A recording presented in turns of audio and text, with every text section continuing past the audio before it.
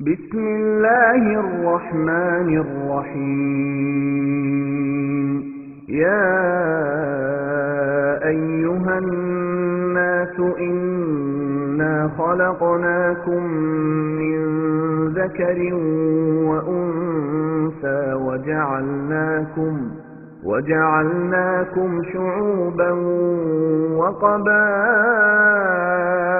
لتعارفوا إن أكرمكم عند الله أتقاكم إن الله عليم خبير. السلام عليكم.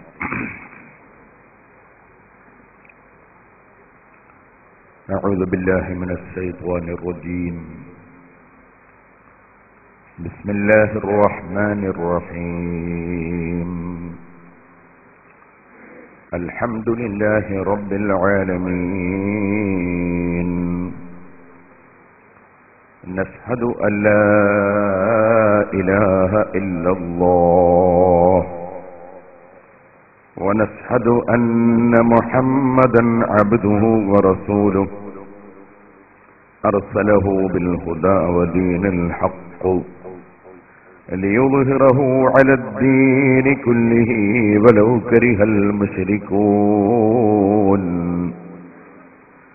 اللهم صل وسلم وبارك على رسولك وحبيبك سيدنا محمد وعلى آل وأصحاب سيدنا ومولانا محمد وعلى جميع الأنبياء والمرسلين ومن اقتدى بهديهم إلى يوم الدين.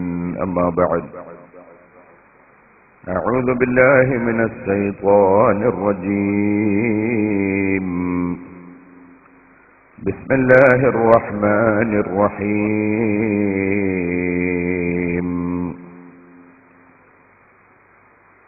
هو الذي أرسل رسوله بالهدى ودين الحق ليظهره على الدين كله ولو كره المشركون. صدق الله العلي العظيم. صدق وبلغ رسوله النبي الكريم ونحن على ذلك من الشاهدين الشاكرين والحمد لله رب العالمين.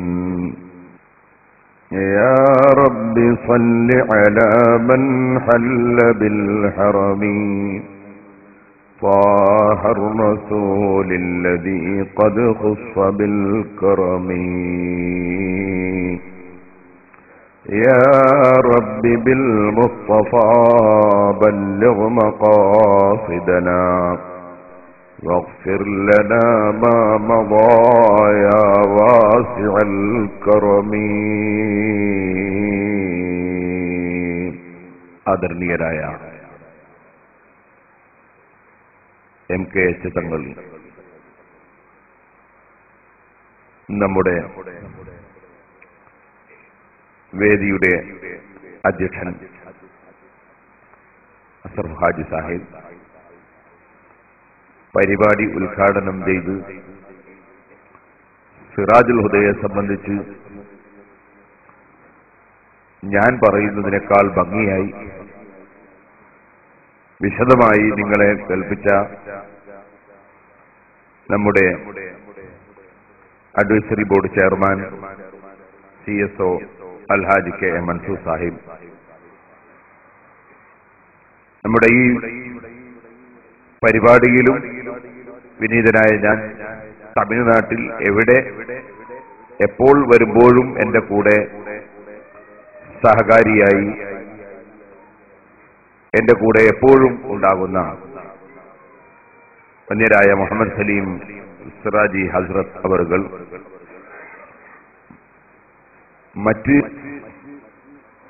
നേതാക്കൾ, പ്രവർത്തകർ, അല്ലാഹു ജല്ല ജലാലുഹു നമ്മെല്ലാവർക്കും നമ്മുടെ കർമ്മങ്ങളെല്ലാം സാലിഹായ അമലായി കബൂൽ ചെയ്യുമാറാകട്ടെ. സിറാജുൽ ഹുദ കുറ്റ്യാടി അതിന്റെ 20ാം വാർഷിക സമ്മേളനം 2010 ജനുവരി 29, 30, 31 തീയതികളിൽ അതിവിപുലമായി നടക്കുമ്പോൾ അതിന്റെ പ്രചരണം എന്ന നിലക്ക് ഈ ചെന്നൈയിൽ അഹ്ലുസുന്നത്തി വൽ ജമാഅത്തിന്റെ പ്രവർത്തനങ്ങൾക്ക് സജീവമായി മുന്നേറുന്ന CSOയുടെ പ്രവർത്തകർ അധ്വാനിച്ച് സംഘടിപ്പിച്ച ഒരു നല്ല ബറക്കത്തുള്ള വേദിയിലാണ് നാം സമ്മേളിച്ചിട്ടുള്ളത്. അല്ലാഹു ജല്ല ജലാലുഹു ഇതിനുവേണ്ടി അധ്വാനിച്ചവർ, പ്രവർത്തിച്ചവർ, സഹകരിച്ചവർ, സഹായിച്ചവർ, ഈ സദസ്സിൽ വന്നവർ, ലോകത്തിന്റെ വിവിധ ഭാഗങ്ങളിൽ നിന്ന് അല്ലാഹുവിന്റെ ദീനിന്റെ പ്രവർത്തനത്തിൽ സഹകരിക്കുന്നവർ എല്ലാവർക്കും അല്ലാഹു ദുനിയാവും ആഖിറവും വിജയപ്രദമാക്കുമാറാകട്ടെ എന്ന് ആമുഖമായി ദുആ ചെയ്യുക. ഇസ്ലാം സമാധാനത്തിന് എന്ന ഒരു വിഷയത്തെ സംബന്ധിച്ച് ഒരു ചെറിയ പ്രഭാഷണം ഈ വേദിയിൽ നടത്താൻ നമ്മുടെ സംഘാടകർ ഉദ്ദേശിക്കുകയും ആവശ്യപ്പെടുകയും. ഇസ്ലാം സമാധാനത്തിന് എന്ന പ്രമേയം അത് സമൂഹത്തിന്റെ മുന്നിൽ എന്നും ഉയർത്തിക്കാണിക്കാനുള്ള ഒരു വിഷയമാണ്. ഇന്നത്തെ കാലഘട്ടം കളവ് നടത്തിയവൻ പോലീസ് ചമയുകയും അതേസമയം സമാധാനത്തിനു വേണ്ടി പ്രവർത്തിക്കുന്ന പോലീസുകാരനെ അല്ലെങ്കിൽ ഉദ്യോഗസ്ഥനെ കുറ്റക്കാരനായി ചിത്രീകരിക്കുകയും ചെയ്യുന്ന ഒരു തലകീഴായി നിൽക്കുന്ന ഒരു കാലഘട്ടത്തിലാണ് നമ്മുടെ ജീവിതം നിൽക്കുന്നത്. എല്ലാ വിഷയങ്ങളും തലകീഴായി വരും. ഇസ്ലാം എന്ന വാക്ക് തന്നെ സമാധാനം, അനുസരണം, കീഴ്പ്പെടൽ ഇങ്ങനെ തുടങ്ങി വിനയത്തിന്റെയും സ്നേഹത്തിന്റെയും സഹകരണത്തിന്റെയും അർത്ഥം കുറിക്കുന്ന വാചകമാണ് ഇസ്ലാം. ഇസ്ലാം ഏതെങ്കിലും ഒരു മനുഷ്യന്റെ തലയിൽ നിന്ന് ഉരുത്തിരിഞ്ഞു വന്ന ആശയങ്ങൾ അല്ല. ഇസ്ലാം മനുഷ്യനിർമ്മിതം അല്ല, മറിച്ച് ഇന്നദ്ദീന ഇൻദല്ലാഹിൽ ഇസ്ലാം, അല്ലാഹുവിങ്കൽ സ്വീകാര്യോഗ്യമായ ജീവിത പരിപാടി, ആശയം, ആദർശം അൽ ഇസ്ലാം ഒന്ന് മാത്രമാണ്. ഇത് മനസ്സിലാക്കുമ്പോൾ നമുക്ക് അറിയാൻ കഴിയും, ഇവിടെ മുസ്ലിമിനെയും അമുസ്ലിമിനെയും സൃഷ്ടിച്ചവൻ ആരാ? ഹൈന്ദവനെയും ക്രൈസ്തവനെയും ബുദ്ധനെയും ജൈനമതക്കാരനെയും മതമുള്ളവനെയും ഇല്ലാത്തവനെയും സൃഷ്ടിച്ചതും സംരക്ഷിക്കുന്നതും വെള്ളം കൊടുക്കുന്നതും ഭക്ഷണം നൽകുന്നതും വായു നൽകുന്നതും ആരോഗ്യം നൽകുന്നതും അവയവങ്ങൾ നൽകുന്നതും ആരാ? ഇതിന് ഒരേ ഒരു മറുപടി മാത്രമേ ആർക്കും പറയാൻ കഴിയൂ, അത് അല്ലാഹ് എന്നത് മാത്രമാണ്. അപ്പോൾ ഈ ലോകത്ത് അല്ലാഹു അറിയാതെ കുറെ മതക്കാർ ഉണ്ടായിപ്പോയത് അല്ല, കുറെ ആശയക്കാർ ഉണ്ടായതല്ല, മറിച്ച് അല്ലാഹുവിന്റെ അസലിയായ തീരുമാനപ്രകാരം തന്നെ ലോകത്ത് അവന്റെ നിയന്ത്രണ പ്രകാരം തന്നെ ലോകത്തുള്ള മുഴുവൻ വിഷയങ്ങളും നടന്നുകൊണ്ടിരിക്കുകയാണ്. എന്നാൽ ആ അല്ലാഹു മനുഷ്യനെ സൃഷ്ടിച്ചത് എങ്ങനെയാണ്? പരസ്പരം സഹകാരിയായി ജീവിക്കാനാണ്. ലോകത്തിന്റെ സംവിധാനം തന്നെ പരസ്പര സഹകരണത്തോട് ഒട്ടി നിൽക്കുന്ന വിധത്തിലാണ്.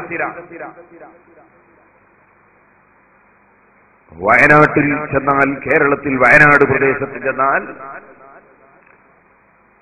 ധാരാളം കാപ്പിയും ചായയും കൃഷി ചെയ്യുന്ന സ്ഥലങ്ങൾ കാണാം. ഞാൻ ഈ തമിഴ്നാട്ടിൽ ഏകദേശം ഒരു 23 വർഷങ്ങൾക്ക് മുമ്പ് പ്രസംഗിക്കാൻ വന്നു. അങ്ങനെ ഒരു വലിയ എസ്റ്റേറ്റ്, ഒരു ചായത്തോട്ടം പാലക്കാട് കോയമ്പത്തൂരിന് കുറെ അപ്പുറം പോയിട്ട് പൊള്ളാച്ചി ഷോളയാർ എസ്റ്റേറ്റ് 23 കൊല്ലം മുമ്പ് പ്രസംഗിക്കാൻ വന്നതാണ്. ഞാനന്ന് ദർസിൽ പഠിക്കുന്ന വിദ്യാർത്ഥിയാണ്. അവിടെ ചായ കൃഷി നടക്കുന്നു. അതുപോലെ പല സ്ഥലത്തും ചായത്തോട്ടം. ഞങ്ങളുടെ നാദാപുരം കുറ്റ്യാടി ഭാഗത്ത് തെങ്ങിൻ തോട്ടമാണ്. പാലക്കാട് ജില്ലയിൽ ധാരാളം നെൽകൃഷിയാണ്. ദുബായിൽ ചെന്ന് നോക്കുമ്പോ, UAE ചെന്ന് നോക്കുമ്പോ അവിടെ പെട്രോളാണ്. വേറെ ചില സ്ഥലത്ത് ചെന്ന് നോക്കുമ്പോൾ അവിടുത്തെ വരുമാന മാർഗം മാർബിളാണ്. മറ്റു ചില സ്ഥലങ്ങളിൽ വേറെ ചില വസ്തുക്കളാണ്. ഇതെന്താണ് മനുഷ്യന് നൽകുന്ന പാഠം? എല്ലാ മനുഷ്യരും സഹകരിച്ചേ നീങ്ങാൻ പറ്റൂല. കാരണം പാലക്കാട്ടുകാരുടെ നെല്ല് നാദാപുരത്തുകാർക്ക് വേണം, കുറ്റ്യാടിക്കാർക്ക് വേണം, കുറ്റ്യാടിക്കാരുടെ തേങ്ങ വയനാട്ടുകാർക്ക് വേണം, വയനാട്ടുകാരുടെ കാപ്പി ഈ കുറ്റ്യാടിക്കാർക്ക് കിട്ടണം. അങ്ങനെ തമിഴ്നാട്ടുകാരുടെ വസ്തുക്കൾ കേരളക്കാർക്ക് ലഭിക്കണം, കേരളത്തിലുള്ളത് തമിഴ്നാട്ടിലുള്ളവർക്ക് ലഭിക്കണം. ഇങ്ങനെ മനുഷ്യരെ മുഴുവനും പരസ്പരം സഹകരിപ്പിച്ച് അറേബ്യൻ ഗൾഫിലുള്ള പെട്രോളും ഡീസലും ഒക്കെ ലോകരാഷ്ട്രങ്ങൾക്ക് മുഴുവനും കിട്ടണം. ലോകരാഷ്ട്രങ്ങളിലൊക്കെ കൃഷി ചെയ്യുന്ന വസ്തുക്കൾ അവർക്ക് ഭക്ഷണം കഴിക്കാൻ അങ്ങോട്ട് കിട്ടണം. നമ്മളെ വാഹനത്തിന് ഭക്ഷണം അവർ തരണം, അവരെ ഭക്ഷണം നമ്മൾ കൊടുക്കണം. ഇങ്ങനെ എല്ലാവരെയും പരസ്പരം സഹകരിപ്പിക്കുന്ന വിധത്തിലാണ് ലോകസൃഷ്ടാവ് ലോകത്തെ സൃഷ്ടിച്ചിട്ടുള്ളത്. തന്നെ ആരുമായി ബന്ധപ്പെടാതിരിക്കാൻ വകുപ്പില്ല എന്ന് മാത്രം അല്ല, ഇത് ഓരോരുത്തർക്കും ഉപയോഗിക്കാൻ പറ്റില്ല. കാപ്പി കൃഷി ചെയ്തവൻ കാപ്പി വിൽക്കണം, പണം വാങ്ങണം, ആ പണം കൊടുത്ത് അവൻ തേങ്ങ വാങ്ങണം, തേങ്ങ ഉള്ളവൻ തേങ്ങ വിൽക്കണം, എന്നിട്ട് പണം വാങ്ങണം, ആ പണം കൊണ്ട് അവൻ കാപ്പി വാങ്ങണം. ഇങ്ങനെ പരസ്പരം ബന്ധപ്പെടുത്തിയാണ് മനുഷ്യനെ അല്ലാഹു സൃഷ്ടിച്ചത്. എന്നാൽ ആശയപരമായും ആദർശപരമായും എല്ലാവരും ഒരേ മതക്കാരായി, ഒരേ ആശയക്കാരായി ലോകത്ത് ഉണ്ടാവുക എന്നത് അല്ലാഹു സുബ്ഹാനഹു വ തആല ഉദ്ദേശിച്ചിട്ടില്ല. അവൻ കൽപ്പിച്ചിട്ടുണ്ട് എല്ലാവരും മുഅ്മിനീങ്ങളാകണം, മുസ്ലിമീങ്ങളാകണം എന്ന് ഉദ്ദേശിച്ചിട്ടില്ല, അവൻ കൽപ്പിച്ചിട്ടുണ്ട്. അതെന്തേ അവൻ അങ്ങനെ ഉദ്ദേശിക്കാതിരുന്നത്? അതിന് പല രഹസ്യങ്ങളും ഉണ്ട്.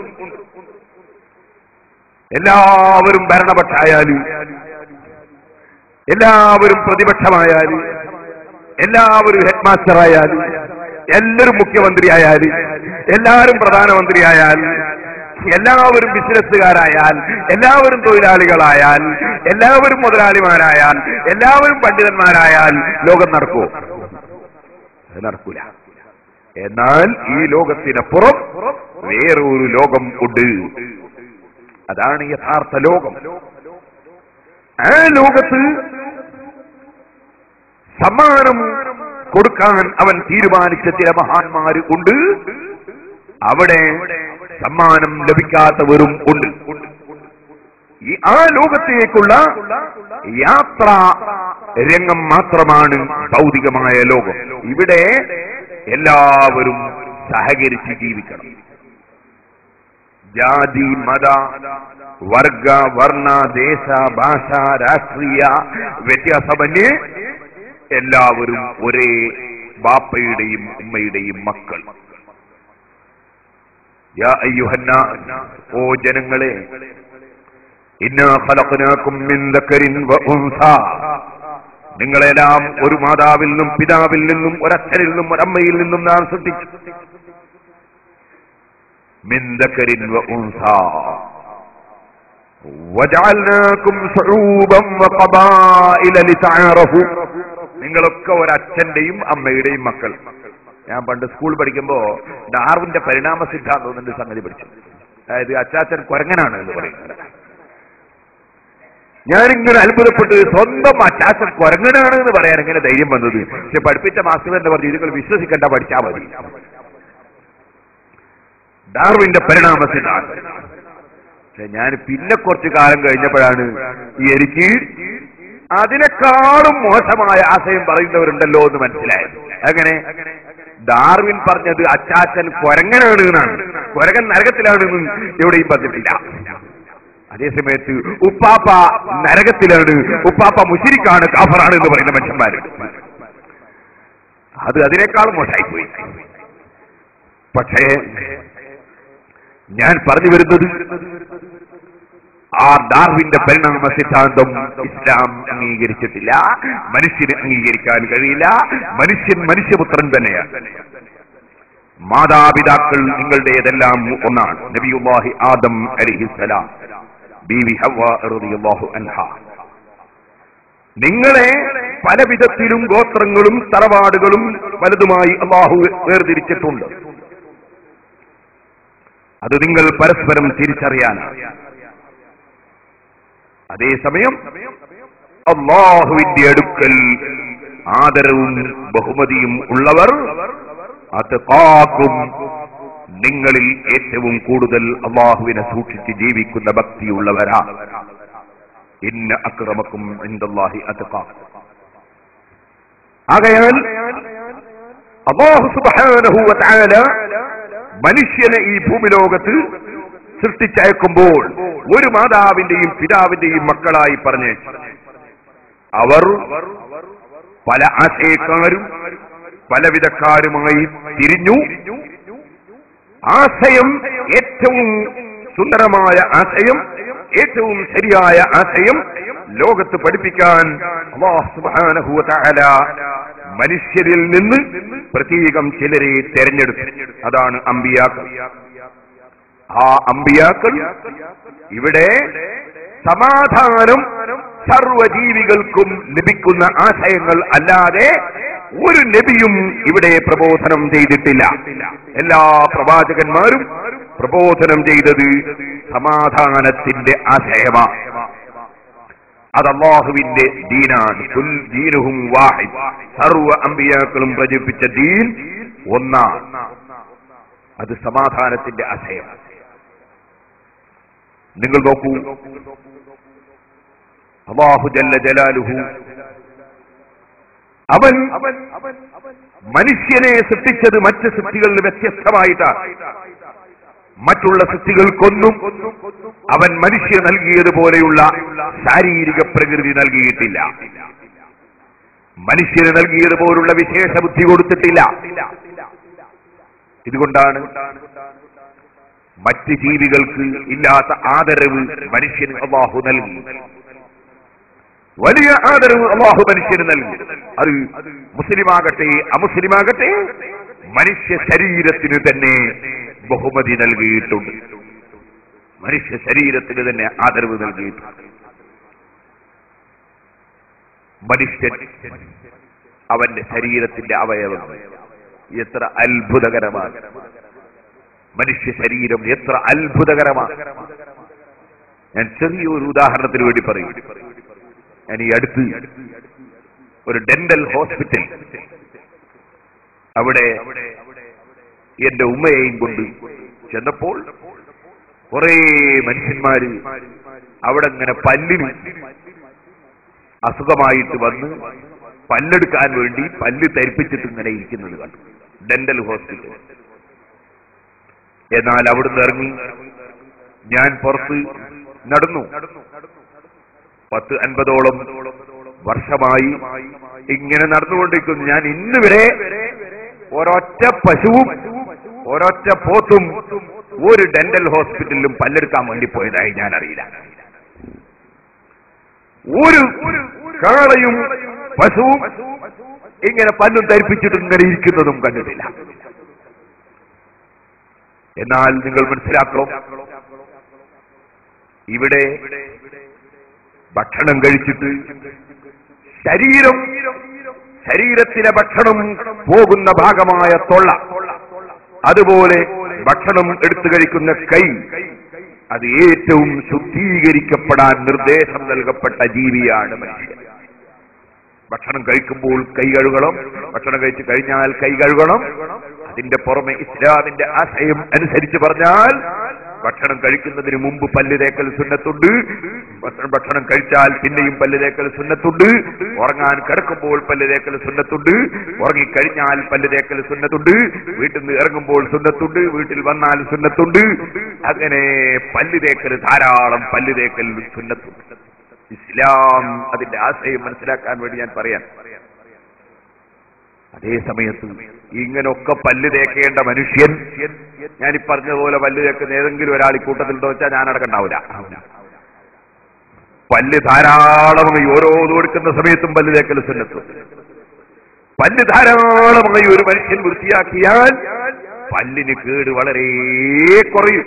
പക്ഷെ അങ്ങനെ പല്ല് തേക്കാൻ മനുഷ്യൻ തയ്യാറല്ല. അതുകൊണ്ട് തന്നെ ഇടക്കിടക്ക് ആസ്പത്രിയിൽ പോയിട്ട് ഇങ്ങനെ ധരിപ്പിച്ചിരിക്കേണ്ടി വരിക. മനുഷ്യന് പല്ല് തേക്കാൻ പറ്റുന്ന കൈ അള്ളാഹു കൊടുത്തിട്ടുണ്ട്. പല്ല് തേക്കാൻ പറ്റുന്ന കൈ ബ്രഷ് മുറിച്ചെടുക്കാനും ഫാക്ടറിയിൽ നിന്ന് നിർമ്മിക്കാനും അത് പുറത്തിറക്കാനും വാങ്ങാനുമുള്ള കഴിവ് മനുഷ്യന് അള്ളാഹു കൊടുത്തിട്ടുണ്ട്. എന്നാൽ എന്തുകൊണ്ട് ഒരു പോത്തിനും ഒരു കാളക്കും ഒരു പശുവിനും ഒരാടിനും പല്ലുവേദനയും ദന്താശുപത്രിയിൽ പോകേണ്ട ഗതികേടും ഇല്ലാത്തത്? ആ ജീവികൾക്ക് പല്ല് തേക്കാൻ പറ്റുന്ന പ്രകൃതി അള്ളാഹു കൊടുത്തിട്ടില്ല. നിങ്ങൾ നോക്കൂ, പശു പല്ല് തേക്കുക നിങ്ങളൊന്ന് കണക്കൂട്ടിയൊക്കെ എങ്ങനെ ഉണ്ടാവും? ഒരു പശു ഒരു ബ്രഷ് കൈ പിടിച്ച് പല്ല് തേക്കാൻ ഒരുങ്ങിയാൽ എങ്ങനെ ഉണ്ടാവും? സർക്കസ് പൊട്ടി വരും. അപ്പോൾ പല്ല് തേച്ചില്ലെങ്കിലും പശുവിനെ സംബന്ധിച്ചിടത്തോളം അതിന്റെ പല്ലിന് കേട് വരാത്ത സംവിധാനമാണ് അല്ലാഹു തആല വെച്ചു കൊടുത്തത്. പല്ല് തേക്കണമെന്നില്ല, വായിൽ വെള്ളം കുപ്പിളിക്കണമെന്നില്ല, മൂക്കിൽ വെള്ളം കയറ്റിച്ചീട്ടണമെന്നില്ല. കാരണം അതിന് പല്ല് കേടുവരാത്ത സംവിധാനമാണ് അല്ലാഹു സൃഷ്ടിച്ചു കൊടുത്തത്. അതേസമയം മനുഷ്യൻ അങ്ങനെയല്ല. മനുഷ്യന് അല്ലാഹു തആല പല്ല് വൃത്തിയാക്കാൻ പറ്റുന്ന കൈ കൊടുത്തിട്ടുണ്ട്. ബ്രഷും മിസ്വാക്കുമൊക്കെ നിർമ്മിക്കാനുള്ള സംവിധാനം കൊടുത്തിട്ടുണ്ട്. എന്റെ പല്ല് ഞാൻ വൃത്തിയാക്കൽ ആവശ്യമാണെന്ന ബോധവും അത് ചിന്തിക്കാനുള്ള വിശേഷ ബുദ്ധിയും കൊടുത്തിട്ടുണ്ട്. ആ മനുഷ്യൻ പല്ല് തേച്ചേ പറ്റും. അത് പോത്തിനെ പോലെയല്ല. മനുഷ്യൻ അവന്റെ പ്രകൃതി ഏറ്റവും സുന്ദരമായ പ്രകൃതി. മനുഷ്യന്റെ കൈ അതുകൊണ്ട് ശരീരത്തിലെത്താത്ത ഒരൊറ്റ സ്ഥലവുമില്ല. അതുകൊണ്ടാണ് പുറത്തൊക്കെ നമ്മൾ സോപ്പ് തേക്കാറുണ്ട്. അതിന് കുളിമുറിയിൽ ഇമാമും ജമാഅത്തും ആകേണ്ട ആവശ്യമില്ല, നമുക്ക് തന്നെ തേക്കാം. നേരെ മറിച്ച് കൈകൊണ്ട് ഒരുപാട് വർക്ക് ചെയ്യുന്ന ഒരു JCB ആണെങ്കിൽ അതിന്റെ ശരീരം മുഴുവനും അതിന്റെ കൈകൊണ്ട് തൊടാൻ കഴിയില്ല. മനുഷ്യനെ പോലെ ഈ കൈ വർക്ക് ചെയ്യുന്ന വേറെ ഒരു ജീവിയും ഇല്ല. നിങ്ങൾ നോക്കൂ, നമ്മളിപ്പോ ഞാൻ നിങ്ങളോട് സംസാരിച്ചുകൊണ്ടിരിക്കുമ്പോൾ കൈ ഇങ്ങനെ വർക്ക് ചെയ്യുക. കൈകൊണ്ട് സംസാരം നാവുകൊണ്ട് പറയുന്നത് മനസ്സിലാക്കി കൊടുക്കുന്ന കൈകൊണ്ടാണ്. ഒരു ക്ലാസ് എടുക്കുന്ന ടീച്ചർ വലിയ ഒരു സാധനം എന്ന് പറയുമ്പോൾ ഇങ്ങനെ കാണിക്കും, ചെറിയത് നിറം ഇങ്ങനെ കാണിക്കും. നേരത്തെ നിങ്ങൾ ആലോചിച്ചു, സൂര്യഗോളം വലിയതാണ് എന്നൊരാൾ പറഞ്ഞാലോ ഇങ്ങനെ കാണിച്ചിട്ട് അയാൾക്ക് സുഖമില്ലാന്ന്. അപ്പൊ കൈ മനുഷ്യന്റെ നാവ് കൊണ്ട് സംസാരിക്കുന്ന വിഷയങ്ങൾ മറ്റുള്ളവരുടെ ഹൃദയത്തിലേക്ക് എത്തിച്ചു കൊടുക്കുന്നതിൽ വലിയ പങ്ക് വഹിക്കുന്ന ഒരു അവയവമാണ് കൈ. അതിന്റെ എല്ലാ രംഗവും അത്ഭുതകരമാണ്. ഇപ്പോൾ ഞാനതിലേക്ക് കടന്ന് സംസാരിക്കുന്നില്ല. മനുഷ്യന് അല്ലാഹു തആല നൽകിയ ശാരീരിക പ്രകൃതി മറ്റ് ജീവികളിൽ നിന്നൊക്കെ വ്യത്യസ്തമാണ്. നിങ്ങൾ ചിന്തിക്കണം, മനുഷ്യൻ മറ്റ് ജീവികളിൽ നിന്ന് വ്യത്യസ്തമായി അവന്റെ ശാരീരിക പ്രകൃതി.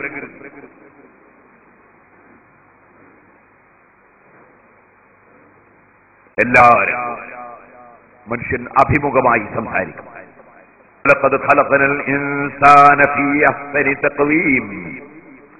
ഏറ്റവും നല്ല രൂപത്തിൽ മനുഷ്യനെ നമ്മൾ സൃഷ്ടിച്ചു. അത്രയും ഭംഗിയുള്ള, അത്രയും ശക്തിയുള്ള, അത്രയും മഹത്വമുള്ള വേറെ ഒരു സൃഷ്ടിയും മനുഷ്യനെ പോലെ ഇല്ല. മറ്റുള്ള സൃഷ്ടികൾ അത് നടക്കുന്നത് തന്നെ തലതാഴ്ത്തിയിട്ട് അല്ലേ? പശുവും കാളയൊക്കെ നടക്കുന്നത് തല അങ്ങനെ താഴ്ത്തി. പിന്നെണ്ടൊരു ജീവി ഒട്ടകം തീർത്ത് മൂപ്പര് കൊടികെട്ടിയ മാതിരിയാണ്, അതിനെ തല മേലോട്ട് പൊക്കിട്ട്. സുബ്ഹാനല്ലാഹ്.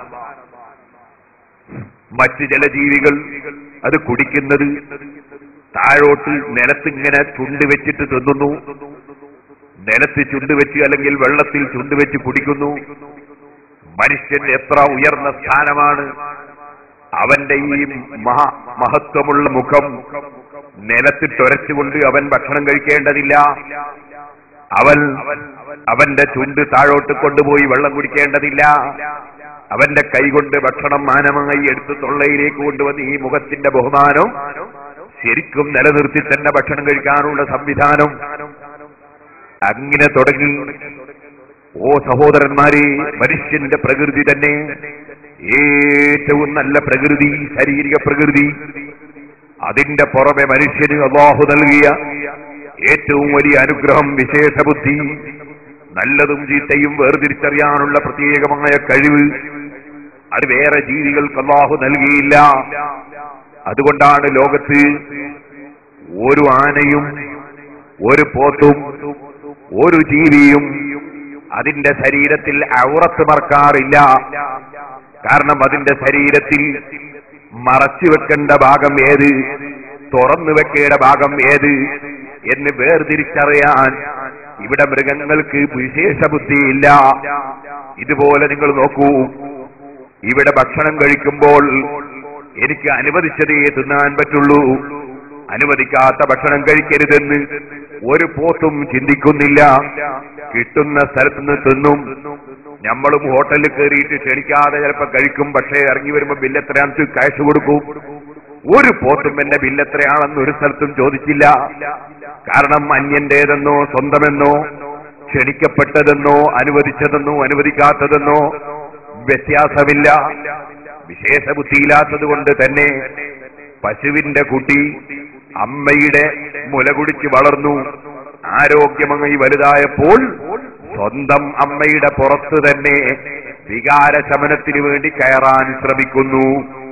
സുബ്ഹാനല്ലാഹ്. കാരണം ഇത് അമ്മയാണെന്നോ അമ്മയെ ഞാൻ എന്റെ വികാരശമനത്തിന് വേണ്ടി ഉപയോഗപ്പെടുത്തുന്നത് ശരിയല്ലെന്നോ പശുവിനെ സംബന്ധിച്ചിടത്തോളം ചിന്തയില്ല. ഇതുപോലെ കുരങ്ങന്മാര്, കോഴികള്, ലോകത്തുള്ള ധാരാളം ജീവികൾ, ആ ജീവികൾക്കൊന്നും വിശേഷ ബുദ്ധിയില്ല. വിശേഷ ബുദ്ധിയില്ലാത്ത ജീവികൾ കുറെ എണ്ണം ശല്യം ചെയ്യാൻ തന്നെ നമ്മുടെ കാഴ്ചയിൽ കാണുന്നു. അതാണ് പാമ്പ്, തേള്, പുഴുത്തേള്, കരിങ്കണ്ണി ഒക്കെ തീവ്രവാദികളാണ്. എപ്പോഴും ശല്യമാണ്, ഒരു സമാധാനവും കൊടുക്കൂല. ഇനി അതിന്റെ നേരെ തിരിച്ച് നിങ്ങൾക്ക് കാണാം, സിംഹം, പുലി, നരി, കടുവ എന്നൊക്കെ പറഞ്ഞ് സുബ്ഹാനല്ലാഹ് റിപ്പർ ചന്ദ്രൻ എന്നൊക്കെ പറയുന്ന മാതിരി അതാ കാട്ടിന്റെ ഉള്ളിൽ കേൾക്കുമ്പോൾ പേടിയാകുന്ന ചില ജീവികൾ പുറത്തിറങ്ങിയാൽ എന്ത് ചെയ്യുമെന്നറിയില്ല. ഇങ്ങനെ കുറെ ജീവികൾ. എന്താണ് കാരണം? സ്നേഹിക്കാൻ ആ ജീവികൾക്കറിയില്ല, സഹകരിക്കാൻ അറിയില്ല, പ്രവർത്തിക്കാൻ അറിയില്ല, ക്ഷേമൈശ്വര്യങ്ങൾക്ക് എങ്ങനെ ജീവിക്കണമെന്നറിയില്ല. സുബ്ഹാനല്ലാഹ്. ഭക്ഷണം കഴിക്കുമ്പോൾ പലപ്പോഴും നജസ് കൊത്തി തിന്നുന്ന ജീവിയാണ് കോഴി. ആ നജസ് കൊത്തി തിന്നുന്ന ജീവിയായ കോഴി അത് തിന്ന് ജീവിച്ച് വളർന്നാൽ നമ്മൾ കാണുന്നു പരസ്പരം കൊത്തുന്നു, പരസ്പരം തല്ലുണ്ടാക്കുന്നു. എന്റെ ഒരേ ഒരു അമ്മയുടെ കീഴിൽ വളർന്നു വന്ന കോഴിക്കുട്ടികൾ പരസ്പരം കൊത്തുകയാണ്, പരസ്പരം സ്നേഹിക്കുകയല്ല. സുബ്ഹാനല്ലാഹ്. എവിടെയും ശല്യം സൃഷ്ടിക്കുന്നു. കാരണം തിന്നുന്നത് പലപ്പോഴും നജസാണ്, അതിന് വിശേഷ ബുദ്ധിയില്ല. മനുഷ്യൻ അങ്ങനെയല്ല. മനുഷ്യൻ അവന്റെ ബുദ്ധി കൊണ്ട് ലോകത്തെക്കുറിച്ച് ചിന്തിക്കണം. മനുഷ്യൻ അവന്റെ ബുദ്ധി കൊണ്ട് ലോകത്തുള്ള സൃഷ്ടികളെ സംബന്ധിച്ച് ചിന്തിക്കണം. നബി സല്ലല്ലാഹു അലൈഹി വസല്ലം തങ്ങൾ പറഞ്ഞില്ലേ, അല്ലാഹുവിന്റെ കൽപ്പനയുണ്ട്, എനിക്ക് 9 കാര്യങ്ങൾ കൽപ്പിച്ചിട്ടുണ്ട്.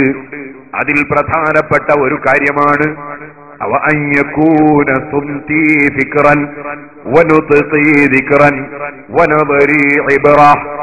എന്റെ മൗനം ചിന്തയായിരിക്കണം, ഞാൻ എപ്പോഴും വെറുതെ ഇരിക്കുമ്പോഴും ഇങ്ങനെ ചിന്തിക്കണം. ഞാൻ നോക്കുന്നതെല്ലാം പാഠമായിരിക്കണം. ഞാൻ പറയുന്നതെല്ലാം പടച്ചവന്റെ അടുക്കൽ പ്രതിഫലം കിട്ടുന്ന വാക്കായിരിക്കണം. വല്ലാത്ത അർത്ഥവത്തായ വാചകങ്ങളാണത്. മനുഷ്യൻ ചിന്തിക്കണം. ചിന്തിക്കുമ്പോൾ മനുഷ്യൻ അറിയാൻ കഴിയും മനുഷ്യന് വേണ്ടിയാണ് ലോകത്തുള്ള എല്ലാ സൃഷ്ടികളെയും സൃഷ്ടിക്കപ്പെട്ടത്. മനുഷ്യന് വേണ്ടിയാണ് എല്ലാ ജീവികളെയും പടച്ചിട്ടുള്ളത്. ചിലപ്പോൾ നമുക്ക് ഉപകാരം അറിയും, ചിലപ്പോൾ നമുക്ക് ഉപകാരം അറിയില്ല. ഈ അടുത്ത് പത്രത്തിൽ വന്നു 21 കോടി ഉറുപ്പികയുടെ പാമ്പിന്റെ വിഷം പോലീസുകാർ പിടിച്ചെടുത്തു. അപ്പോഴാ മനസ്സിലായത് ഇതിന് ഇത്ര വലിയ ബഹുമാനമുണ്ട്. 21 കോടി ഉറുപ്പിന്റെ പാമ്പിന്റെ വിഷം. പക്ഷേ നമുക്ക് ചിലപ്പോൾ എന്തിനു പടച്ചു എന്നറിയില്ല, എന്തിന് അല്ലാഹു തആല ഓരോന്നും വെച്ചു എന്ന് നമുക്കറിയില്ല. അല്ലാഹു ഏത് കാര്യങ്ങൾ ചെയ്തിട്ടുണ്ടെങ്കിലും മാ ഖലഖത ഹാദാ ബാതിലാ ഇന്ന ഫീ ഖൽഖിസ് സമാവാതി വൽ അർളി വഖ്തിലാഫിൽ ലൈലി വൻ നഹാരി ലആയാതിൻ ലിഉലിൽ അൽബാബ്. ചിന്തിക്കുന്ന ജനങ്ങൾക്ക് അതേ ആകാശഭൂമികളുടെ സൃഷ്ടിപ്പിലും അപ്പകയോലകിരിന്റെ വ്യതിയാനത്തിലും എല്ലാ വിഷയത്തിലും ചിന്തിക്കുന്നവർക്ക് പാഠങ്ങളുണ്ട്. الذين يذكرون الله قياما وقعودا وعلى جنوبهم ويتفكرون في خلق السماوات والأرض سبحانك അതേ ലോകത്തുള്ള അള്ളാഹുവിന്റെ സൃഷ്ടികളെ സംബന്ധിച്ച് ചിന്തിക്കുന്നവൻ അവൻ പറഞ്ഞു പോകും, അള്ളാഹുവിന്റെ പരിശുദ്ധതയെ വാഴ്ത്തുന്നു. റബ്ബനാ മാ ഖലഖത ഹാദാ ബാതിലാ. ഇവിടെ ഒന്നും നീ നിരർത്ഥകമായി പടച്ചിട്ടില്ല. ഏത് വസ്തു പടച്ചിട്ടുണ്ടോ അതിനെല്ലാം പ്രയോജനങ്ങളുണ്ട്, അതുകൊണ്ടെല്ലാം ഉപയോഗങ്ങളുണ്ട്. ആർക്കാണ് സൃഷ്ടികളുടെ ഉപയോഗം? ഖുർആൻ പറഞ്ഞു, ഖലഖലകും മാ ഫിൽ അർളി ജമീഅ. ഭൂമിയിലുള്ളതെല്ലാം മനുഷ്യരായ നിങ്ങൾക്ക് വേണ്ടി പടച്ചതാണ്. വൽ അൻആമ ഖലഖഹാ ലകും. മൃഗങ്ങൾ നിങ്ങൾക്ക് വേണ്ടി പടച്ചവൻ പടച്ചതാണ്. അതുപോലെ വസഖറ ലകുമുസ് ശംസ വൽ ഖമറ. സൂര്യനും ചന്ദ്രനുമെല്ലാം നിങ്ങൾക്ക് പാകപ്പെടുത്തി തന്നതാണ്. ആകയാൽ സർവ സൃഷ്ടികളും മനുഷ്യന് വേണ്ടിയാണ്. മനുഷ്യൻ ഇവിടെ സണ്ട കൂടാനല്ല, തീവ്രവാദിയാകാനല്ല, ഭീകരവാദിയാകാനല്ല, അക്രമം നടത്താനല്ല, അനീതി നടപ്പാക്കാനല്ല. മനുഷ്യൻ അനാശ്വാസ പ്രവണതകൾക്ക് വേണ്ടിയുള്ളവനല്ല. മനുഷ്യനെ അല്ലാഹു പടച്ചത് എന്തിനാണ്? വമാ ഖലഖതുൽ ജിന്ന വൽ ഇൻസ ഇല്ലാ ലിയഅ്ബുദൂൻ. അല്ലാഹുവിനെ അറിഞ്ഞുകൊണ്ട് അവനെ അനുസരിച്ച് അവന് കീഴ്പ്പെട്ട് അവനെ ആരാധിച്ച് ജീവിക്കാനാണ് മനുഷ്യനെ അല്ലാഹു സൃഷ്ടിച്ചത്. ആ മനുഷ്യൻ അല്ലാഹുവിനെ സംബന്ധിച്ച് എന്ത് വിശ്വസിക്കണം? ആ മനുഷ്യൻ അല്ലാഹുവിന് എങ്ങനെ അനുസരണം പ്രകടിപ്പിക്കണം? ആ മനുഷ്യൻ അല്ലാഹുവിന് എങ്ങനെ നന്ദി ചെയ്യണം? ആ മനുഷ്യൻ മറ്റ് മനുഷ്യരോട് എങ്ങനെ പെരുമാറണം? ആ മനുഷ്യൻ അയൽവാസിയോട് എങ്ങനെ പെരുമാറണം? കുടുംബങ്ങളോട് ഏത് സമീപനം കാണിക്കണം? മക്കളോടെങ്ങനെ ബാപ്പമാര് പെരുമാറണം? മക്കള് ബാപ്പമാരോടെങ്ങനെ പെരുമാറണം? ഉമ്മമാരോടെങ്ങനെ ബഹുമാനം കാണിക്കണം? ഗുരുനാഥന്മാര് ശിഷ്യന്മാരോട്, ശിഷ്യന്മാര് ഗുരുനാഥന്മാരോട്, നാട്ടിലുള്ള പ്രായം ചെന്നവരോട് ചെറുപ്പക്കാരോട് പ്രായമുള്ളവർ, സുബ്ഹാനല്ലാഹ്, മുസ്ലിമീങ്ങൾ അമുസ്ലിങ്ങളോട്, അമുസ്ലിങ്ങൾ മുസ്ലിങ്ങളോട്, ഒരു രാഷ്ട്രത്തിൽ ജീവിക്കുന്നവർ മറ്റൊരു രാഷ്ട്രത്തിലുള്ളവരോട്, ഒരു ഭാഷക്കാര് മറ്റൊരു ഭാഷക്കാരോട്, ലോകത്ത് ജീവിക്കുന്ന ജീവജാലങ്ങളോട്, സസ്യങ്ങളോട്, അങ്ങനെ തുടങ്ങി ഒരു മനുഷ്യന് അവന്റെ ജീവിതത്തിൽ എവിടെയെല്ലാം എന്തെല്ലാം കാര്യങ്ങൾ അറിയേണ്ടതുണ്ടോ, ചിന്തിക്കേണ്ടതുണ്ടോ, പ്രവർത്തിക്കേണ്ടതുണ്ടോ, അത് മുഴുവനും വ്യക്തമായി അതാ ലോകത്ത് പഠിപ്പിക്കാൻ വേണ്ടി അല്ലാഹു ജല്ല ജലാലുഹു സ്ഥാപിച്ച മതമാണ് അൽ ഇസ്ലാം. ومن يبتغي غير الإسلام دينا فلن يقبل منه وهو في الآخرة من الخاسرين. ഇസ്ലാം വദഉൻ ഇലാഹിയുൻ, അത് അല്ലാഹു സ്ഥാപിച്ച മതമാണ്. മനുഷ്യനെ അങ്ങനെ അല്ലാഹു തആല മതം സ്ഥാപിക്കാൻ വേണ്ടി വിട്ടിട്ടില്ല. എന്തുകൊണ്ടെന്നാൽ ഞാൻ പറയേണ്ടതില്ല, ഖുലിഖൽ ഇൻസാനു ദഈഫാ, മനുഷ്യൻ ബലഹീനനാണ്, മനുഷ്യൻ ദുർബലനാണ്, പറയേണ്ടതില്ല. കാരണം മനുഷ്യനെ ലോക ജനങ്ങൾക്ക് ജീവിക്കാനുള്ള വ്യവസ്ഥിതി ലോകത്തിലുണ്ടാക്കി കൊടുക്കാൻ മനുഷ്യനെ ഏൽപ്പിച്ചാൽ ഒരിക്കലും പ്രശ്നം തീരൂല. കാരണം നിങ്ങൾ നോക്കൂ, ഒരു 100 കൊല്ലം മുമ്പുള്ള മനുഷ്യന്മാരോട് ഇങ്ങനെ ഒരു മൈക്ക് സെറ്റ് വെച്ചിട്ട് പ്രസംഗിക്കലുണ്ട്, എല്ലാവരും കേൾക്കാൻ വേണ്ടി എന്ന് പറഞ്ഞാൽ അവർക്കത് വിശ്വസിക്കാനാവില്ല. കാരണം അങ്ങനെ സംഭവമില്ല. ഇന്നലെ രാത്രി 12 മണിക്ക് പ്രസംഗിച്ച അതേ മനുഷ്യൻ ഇവിടുന്ന് ഒമാനിൽ നിന്ന് 1000കണക്കിന് കിലോമീറ്റർ അപ്പുറത്ത് പ്രസംഗിച്ച ആള് പിറ്റേ ദിവസം മദ്രാസിൽ വന്നിട്ട് പ്രസംഗിക്കും എന്ന് പറഞ്ഞാൽ അവർക്ക് വിശ്വസിക്കാനാവില്ല. കാരണം അന്ന് ഇന്നത്തെ സംവിധാനങ്ങൾ ഇല്ലാത്ത കാലം.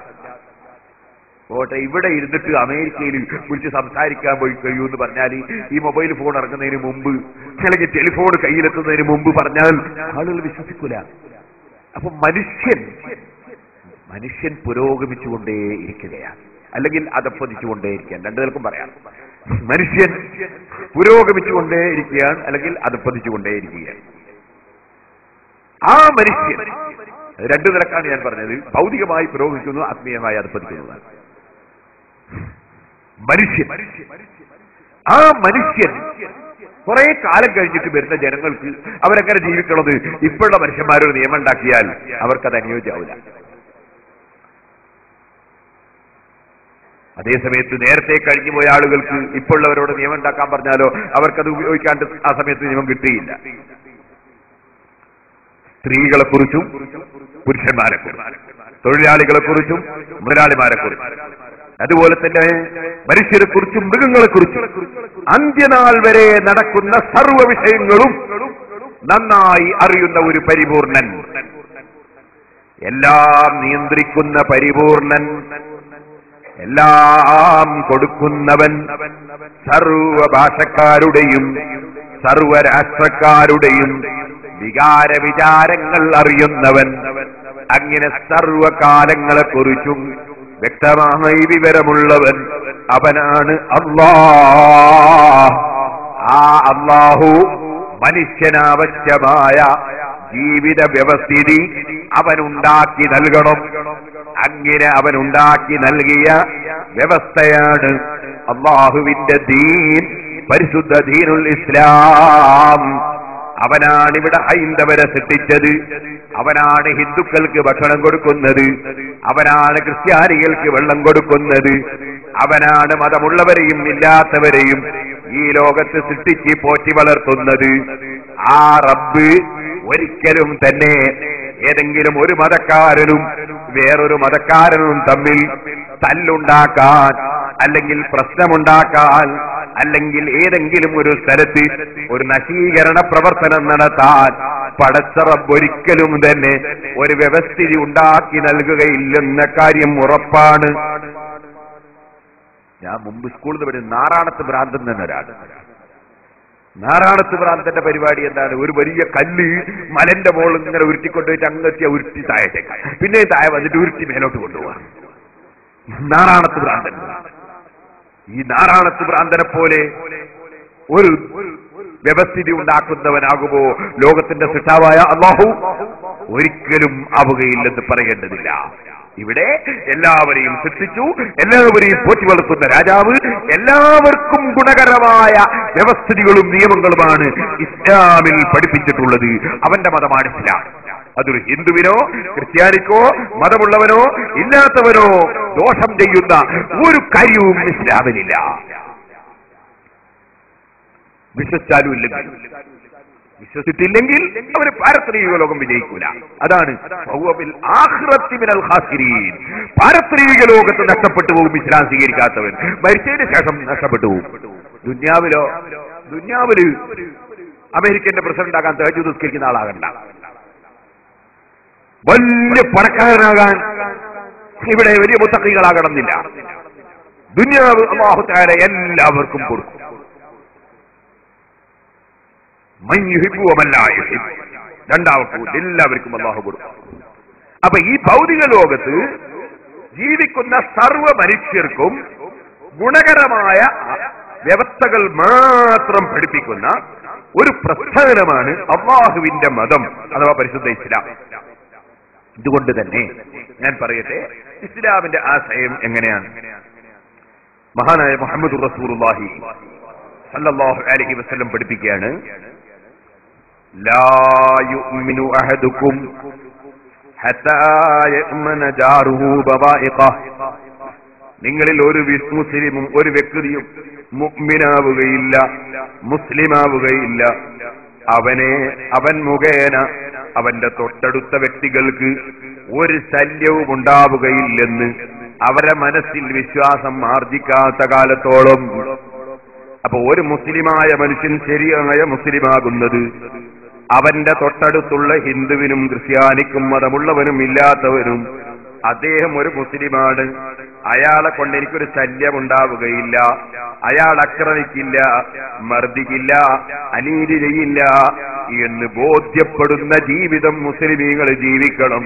അപ്പോഴാണ് മനുഷ്യൻ യഥാർത്ഥ മുഅ്മിനാകുന്നത്. ഇത് തന്നെയാണ് നബി സല്ലല്ലാഹു അലൈഹി വസല്ലം മറ്റൊരു സ്ഥലത്ത് മറ്റൊരിക്കൽ പറയുകയാണ്, അഹിബ്ബ ലിന്നാസി മാ തുഹിബ്ബു ലിനഫ്സിക തകുൻ മുസ്ലിമാ. മനുഷ്യർക്ക് നീ ഇഷ്ടപ്പെടണം. എന്താണ് ഇഷ്ടപ്പെടേണ്ടത്? നിന്റെ സ്വന്തം ശരീരത്തിന് ഇഷ്ടപ്പെടുന്നത് എന്താണോ അത് നീ മറ്റ് ജനങ്ങൾക്ക് ഇഷ്ടപ്പെടണം. നിന്റെ ശരീരത്തിന് നീ ഇഷ്ടപ്പെടുന്നത് എന്താണോ അത് മറ്റുള്ളവർക്ക് ഇഷ്ടപ്പെടണം. തകുൻ മുസ്ലിമാ, അപ്പോൾ നിനക്കൊരു മുസ്ലിമാകാം. ഇവിടെ നിങ്ങൾ കണ്ടോ, ഒരു മുസ്ലിമിന് ഇഷ്ടപ്പെടുക എന്ന് നബി സല്ലല്ലാഹു അലൈഹി വസല്ലം പറഞ്ഞ വാക്കല്ലല്ലോ ഈ റിപ്പോർട്ടിലുള്ളത്. മറിച്ച് അഹിബ്ബ ലിന്നാസി, ഹിന്ദു ആകട്ടെ, അതേ അമുസ്ലിമാകട്ടെ, മുസ്ലിമാകട്ടെ, ഏത് മതക്കാരനാണെങ്കിലും മനുഷ്യൻ ആ മനുഷ്യർക്ക് മുഴുവനും നിന്റെ സ്വന്തം ശരീരത്തിന് ഇഷ്ടപ്പെടുന്നത് നീ ഇഷ്ടപ്പെടണം. അപ്പോൾ നിനക്കൊരു മുസ്ലിമാകാം. അൽ മുസ്ലിമു മൻ സലിമന്നാസു മിൻ ലിസാനിഹി വയദിഹി. ഇസ്ലാം അംഗീകരിച്ച് ഉൾക്കൊണ്ട് ജീവിക്കുന്നവനാണ് അൽ മുസ്ലിം എന്ന് പറയുന്നത്. ശരിയായ മുസ്ലിം മൻ സലിമന്നാസു, മറ്റ് ജനങ്ങൾ സുരക്ഷിതരാണ്, മിൻ ലിസാനിഹി, അവന്റെ നാവ് കൊണ്ട് വേറെ ഒരു മുസ്ലിമിന് ശല്യമില്ല, വയദിഹി, അവന്റെ കൈ കൊണ്ട് വേറൊരു മനുഷ്യന് ശല്യമില്ല, വേറെ ഒരു മുസ്ലിമിനെന്നല്ല വേറെ ഒരു മനുഷ്യന് ശല്യമില്ല. അപ്പൊ ആകയാൽ ഒരൊറ്റ മനുഷ്യനും നമ്മെ കൊണ്ട് ഒരു പ്രയാസവുമില്ലാത്ത വിധം നമ്മൾ ജീവിക്കുമ്പോഴാണ് ശരിയായ ഇസ്ലാം അംഗീകരിച്ച മുസ്ലിമാകുന്നതെന്ന് മഹാനായ മുഹമ്മദുർ റസൂലുള്ളാഹി സല്ലല്ലാഹു അലൈഹി വസല്ലം പഠിപ്പിക്കുകയാണ്. ഇനി നിങ്ങളൊന്ന് ചിന്തിച്ചു നോക്കൂ, ഈ ഇസ്ലാം എല്ലാവർക്കും നന്മ, എല്ലാവരും പുരോഗമിക്കണം, എല്ലാവർക്കും നന്മ ലഭിക്കണം, ഈ ചിന്തയോടുകൂടി പോകുന്ന പ്രസ്ഥാനം, ഈ പ്രസ്ഥാനം അനുസരിച്ച് ജീവിക്കാൻ തുനിഞ്ഞാൽ അവിടെ സമാധാനമല്ലാതെ എവിടെയെങ്കിലും അസമാധാനം വന്നു ചേരാൻ വല്ല വകുപ്പും ഉണ്ടോ? കാരണം എല്ലാവർക്കും നന്മ. എന്നാൽ ഞാൻ ചുരുക്കി പറയട്ടെ, ഈ സന്മാർഗമാണ് പഠിപ്പിക്കാനാണ് മഹാനായ മുഹമ്മദുർ റസൂലുള്ളാഹി സല്ലല്ലാഹു അലൈഹി വസല്ലം വന്നത്. അതുകൊണ്ടാണ് ഖുർആൻ പറഞ്ഞത്, ഹുവല്ലദീ അർസല റസൂലഹു ബിൽ ഹുദാ വദീനിൽ ഹഖ്. മുഹമ്മദ് നബി സല്ലല്ലാഹു അലൈഹി വസല്ലം തങ്ങളെ അല്ലാഹു പറഞ്ഞേച്ചത് അതേ ബിൽ ഹുദാ, സന്മാർഗവുമായിട്ടാണ്. അൽ ഹുദാ, സന്മാർഗം. ഇവിടെ സിറാജുൽ ഹുദാ എന്ന സ്ഥാപനത്തിന്റെ 20ാം വാർഷിക സമ്മേളന പ്രചരണമാണ്. ഈ സിറാജുൽ ഹുദാ എന്ന പേരിന്റെ 2ാമത്തെ ഭാഗം അൽ ഹുദാ, അത് ഈ ആയത്തിൽ നിന്നെടുത്തതാണ്. ഹുവല്ലദീ അർസല റസൂലഹു ബിൽ ഹുദാ, സന്മാർഗവുമായി മുഹമ്മദ് നബി സല്ലല്ലാഹു അലൈഹി വസല്ലം തങ്ങളെ പറഞ്ഞേച്ചവനാണ് അല്ലാഹ്.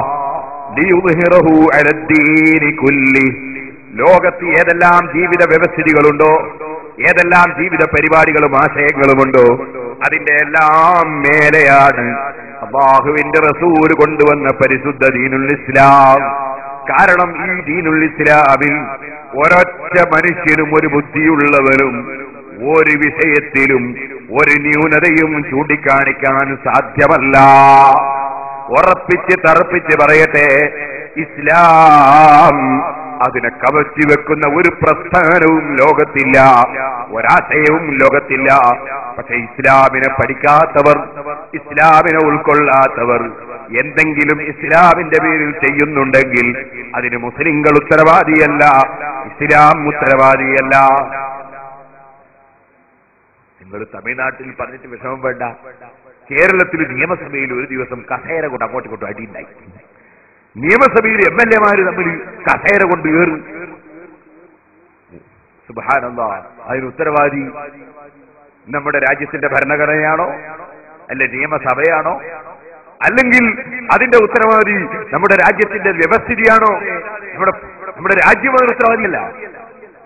ഇതുപോലെ ഞാൻ പറയട്ടെ, ഇന്ത്യ രാജ്യത്തൊരു മനുഷ്യൻ തീവ്രവാദിയായാൽ, ഭീകരവാദിയായാൽ അതിനുത്തരവാദി ഇന്ത്യ രാജ്യമാണോ? അല്ല. രാജ്യത്തിന്റെ ഭരണഘടനയാണോ? അല്ല. ആരാണ് ഉത്തരവാദി? ആ ഒറ്റ മനുഷ്യൻ തന്നെയാണ് അതിന്റെ ഉത്തരവാദി. ഇന്ത്യ രാജ്യത്തിന് അതിന് യാതൊരു ഉത്തരവാദിത്വവും ഇല്ല. ഇതുപോലെ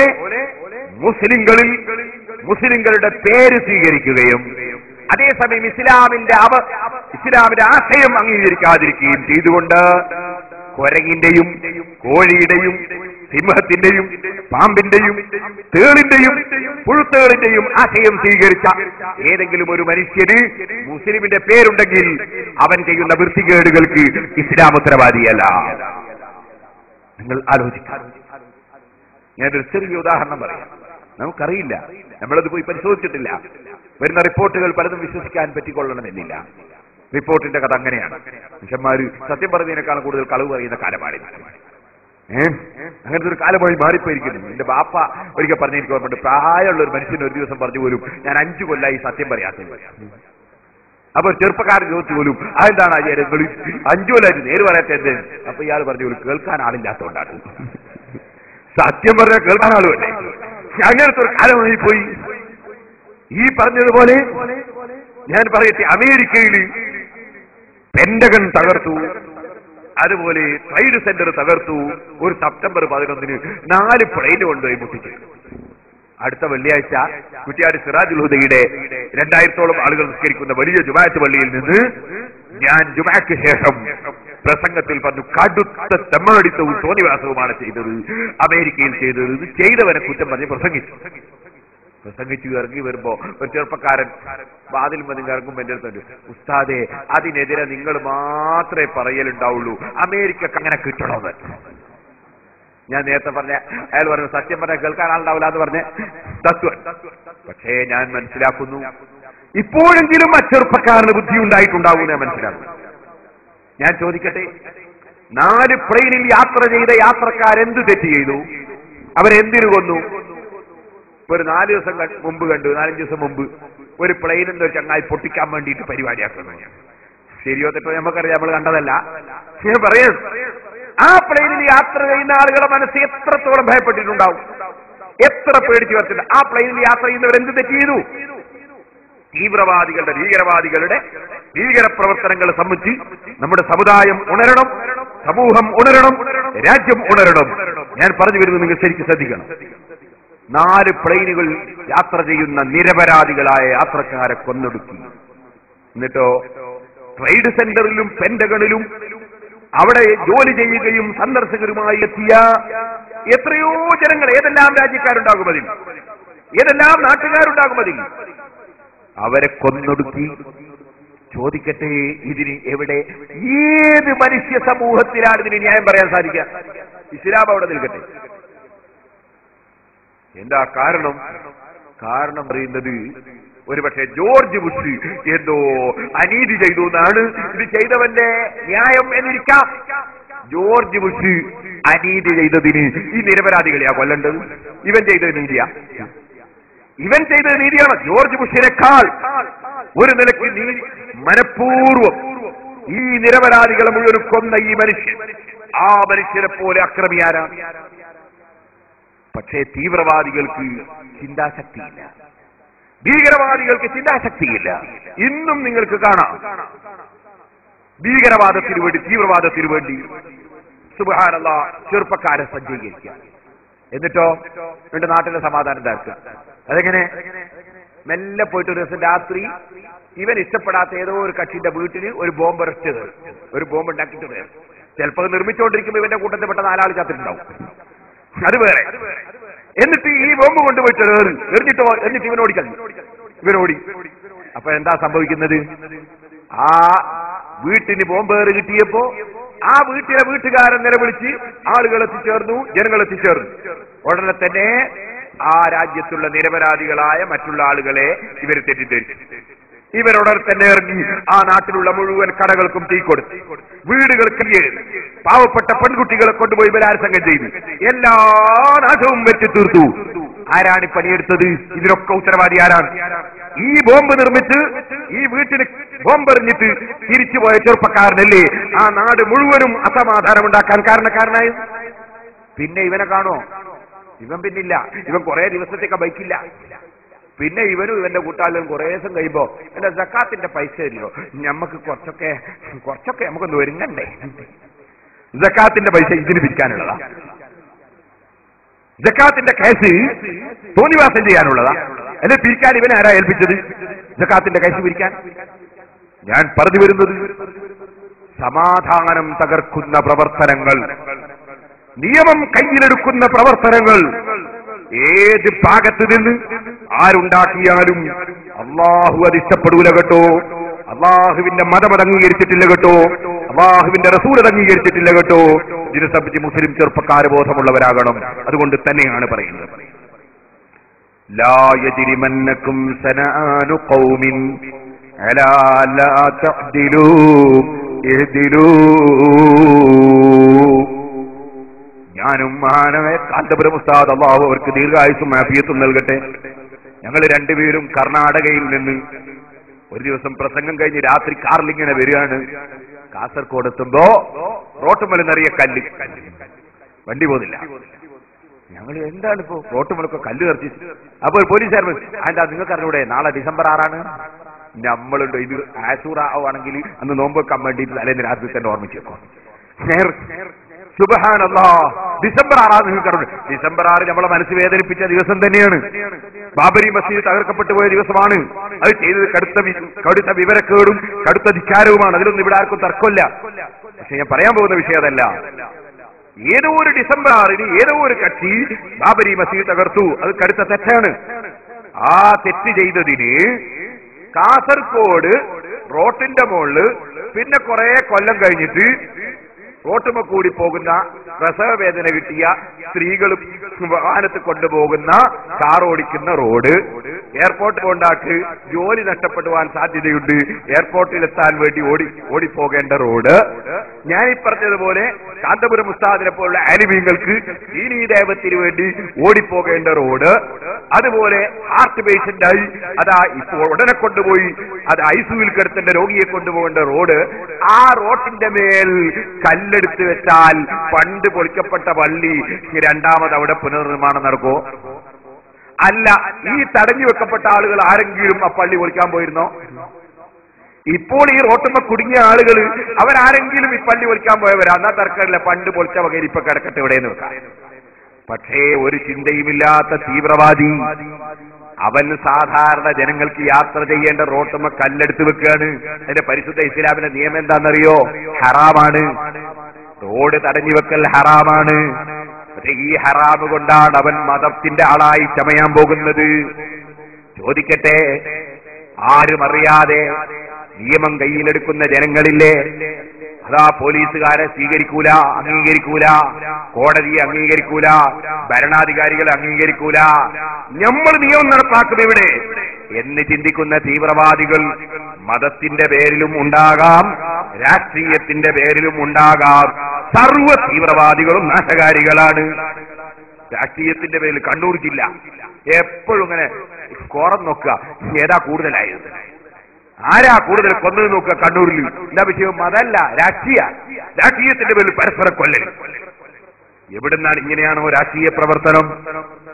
ഞാൻ ചോദിക്കട്ടെ, മതത്തിന്റെ പേരിലാകട്ടെ, മത തീവ്രവാദമാകട്ടെ, രാഷ്ട്രീയ തീവ്രവാദമാകട്ടെ, രണ്ടും സമൂഹത്തിന്, രാഷ്ട്രത്തിന്, ജനങ്ങൾക്ക് അപകടമല്ലേ? ജനങ്ങൾക്ക് മാത്രം അപകടം, ജനങ്ങൾക്ക് മാത്രം അപകടം. നാദാവർക്ക് കുഴപ്പമുണ്ട്, എന്റെ നാടാ, കുഴപ്പമുണ്ടായിട്ടോ 4 പശുക്കള് അല്ലെ 4 ആടുകള് സുബ്ഹാനല്ലാഹ് കൊണ്ടുപോയി തീ കൊടുത്തപ്പോ ആലയിൽ നിന്ന് ആടുകള് പച്ചയായി തീ കത്തിപ്പോയി. ഈ മൃഗങ്ങൾ എന്ത് തെറ്റ് ചെയ്തു? മൃഗത്തിന്റെ സ്വഭാവം കാണിച്ച തീ വെച്ചവനല്ലേ അതിന്റെ ഉത്തരവാദി? വാസ്തവത്തിൽ മനുഷ്യന് തീരെ ചിന്തയില്ല. ഞാൻ എന്ത് ചെയ്യുന്നു, അതിന്റെ ഭവിഷ്യത്ത് എന്താണ്, പിന്നെ വരാൻ പോകുന്നത് എന്താണ് എന്നതിനെക്കുറിച്ച് ചിന്തയില്ലാതെ തീവ്രവാദ പ്രവർത്തനങ്ങളുമായി നീങ്ങുന്ന ധാരാളം ആളുകൾ പല മതത്തിന്റെ പേരിലും പല രാഷ്ട്രീയത്തിന്റെ പേരിലും ഇറങ്ങി പുറപ്പെടുന്നുണ്ട്. മനുഷ്യ ശത്രുക്കളാണവർ, ലോകത്തുള്ള ജീവികളുടെ ശത്രുക്കളാണവർ. അതിൽ ഒരു മുസ്ലിമും പെട്ടുപോകരുതെന്ന് ഞാൻ എന്റെ മുസ്ലിം ചെറുപ്പക്കാരോട് വിനയത്തോടെ പറയുകയാണ്. ഇവൻ തെണ്ടിയിട്ട ഭവിഷ്യത്ത്, പിന്നെ എത്ര കോടികളാണ് കൊള്ളയടിക്കപ്പെട്ടത്, എത്ര പാവപ്പെട്ട പെൺകുട്ടികളാണ് ബലാത്സംഗം ചെയ്യപ്പെട്ടത്, എത്ര നിരപരാധികളുടെ തലയിലാണ് പിന്നീട് പകരം വന്ന് ബോംബ് വീണത്. ചോദിക്കട്ടെ, 4 പ്ലെയിന് തട്ടിക്കൊണ്ടുപോയി സെപ്റ്റംബർ 11 അമേരിക്കയിൽ വൃത്തികേട് ചെയ്തതിന് പകരം പിന്നീടുണ്ടായ കാര്യങ്ങൾ നിങ്ങളൊന്ന് ചിന്തിക്കൂ. അഫ്ഗാനിസ്ഥാനിൽ എത്ര മുസ്ലിങ്ങളാണ് കൊല്ലപ്പെട്ടത്, ഇറാഖിൽ എത്ര മുസ്ലിങ്ങളാണ് ഇന്നും കൊല്ലപ്പെട്ടുകൊണ്ടിരിക്കുന്നത്, ഇന്നും ഫലസ്തീനിലെ മുസ്ലിങ്ങൾ എത്രയാ വേദന അനുഭവിക്കുന്നത്, ഇന്നും പാകിസ്ഥാനിൽ ദിനേന എത്ര മിസൈലുകളാ പതിക്കുന്നത്. മുഴുവനത്തിനും ഉത്തരവാദികൾ. ചോദിക്കട്ടെ, തെറ്റിദ്ധാരണ സൃഷ്ടിക്കുന്ന പ്രവർത്തനങ്ങൾ ഏതെങ്കിലും ഭാഗത്ത് നിന്നുണ്ടായിട്ട് അതാ അറിഞ്ഞോ അറിയാതെയോ പത്രത്തിലോ ചാനലിലോ അല്പമെങ്ങനും പ്രത്യക്ഷപ്പെട്ട് ചെറിയ തീവ്രവാദത്തിന്റെ ശൈലിയിലുള്ള സംസാരിക്കുന്ന കക്ഷികളല്ലേ ഈ മുഴുവൻ മുസീബത്തുകളും ലോകത്ത് ഭരിച്ചിടാൻ കാരണക്കാരായത്. അതേ സമയത്ത് ഓരോ രാഷ്ട്രത്തിലും ഭരിക്കുന്ന ഭരണം, അതിന്റെ വ്യവസ്ഥിതി, അതിന്റെ ഭരണഘടന അനുസരിച്ച് ജനങ്ങൾ സ്വസ്ഥമായി അതാ സമാധാനപരമായ ജീവിതം നയിക്കാൻ ജനങ്ങൾക്കങ്ങ് വിട്ടുകൊടുത്താൽ, ചോദിക്കട്ടെ, സമാധാനത്തോടെ ലോകത്തുള്ള മുഴുവൻ ജനങ്ങൾക്കും ജീവിക്കാൻ വ്യവസ്ഥ ഉണ്ടാവുകയില്ലേ? എവിടെയെങ്കിലും തീവ്രവാദം കൊണ്ട്, ഭീകരവാദം കൊണ്ട് എന്തെങ്കിലും നേടാൻ കഴിഞ്ഞതായി ആർക്കെങ്കിലും പറയാൻ കഴിയുമോ?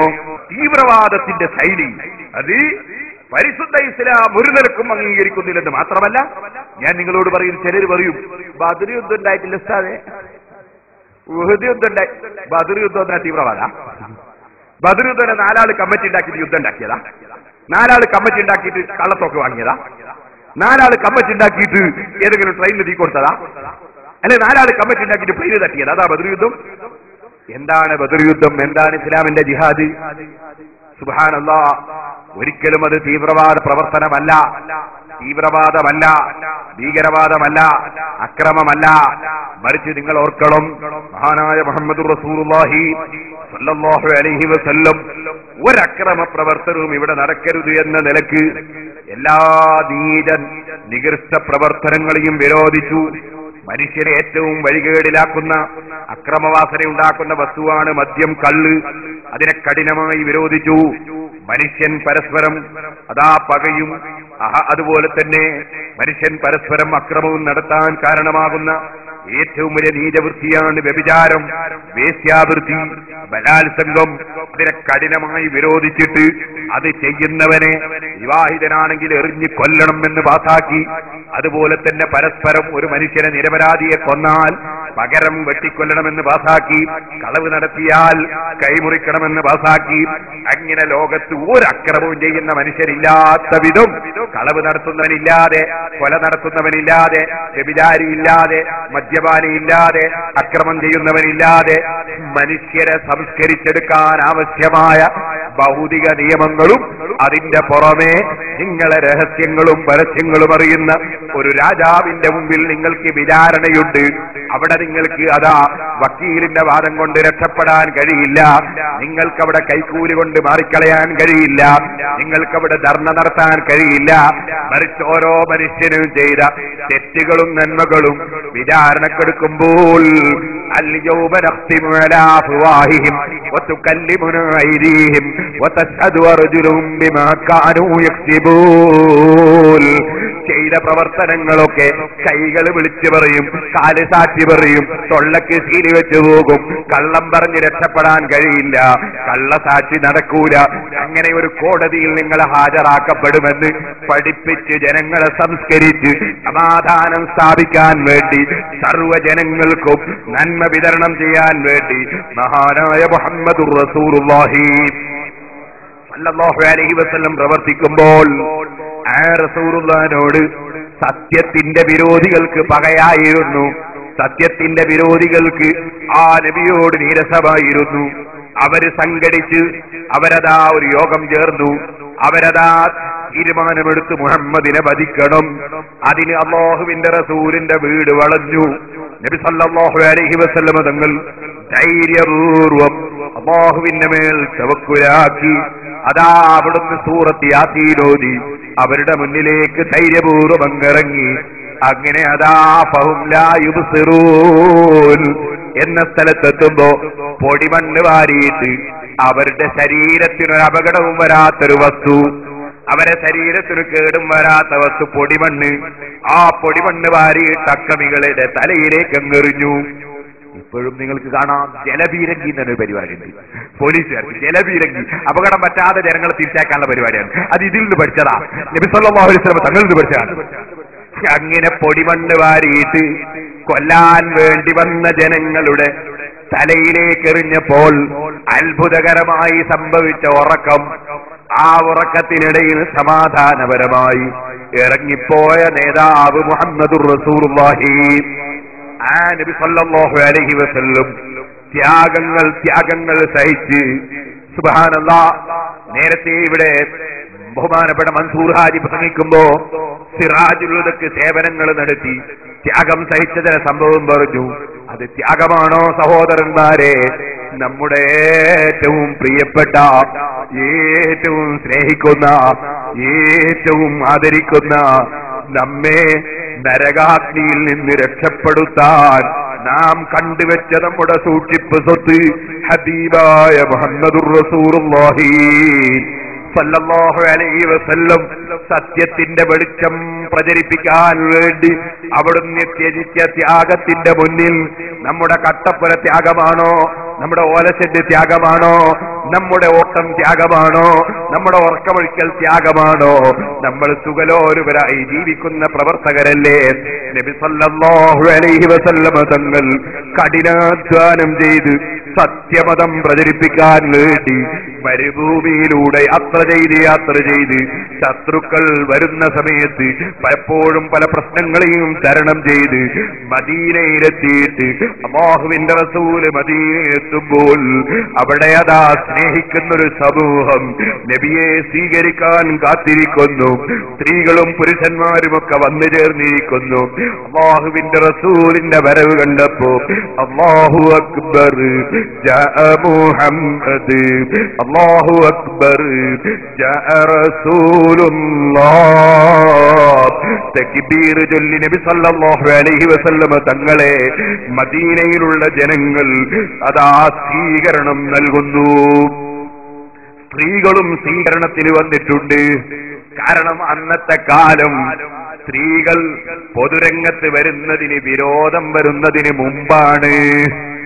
ഇസ്ലാം കള്ളുകൂടി വിരോധിക്കുന്നതിന് മുമ്പാണ്. നബി സല്ലല്ലാഹു അലൈഹി വസല്ലം മദീനയിൽ വരുമ്പോൾ മദ്യപാനം അന്ന് വിരോധിച്ചിട്ടില്ല, പിന്നെയാ വിരോധിച്ചത്. അതുപോലെ സ്ത്രീകൾ കാണുന്നതും തൊടുന്നതും അന്ന് വിരോധിച്ചിട്ടില്ല, പിന്നെയാ വിരോധിച്ചത്.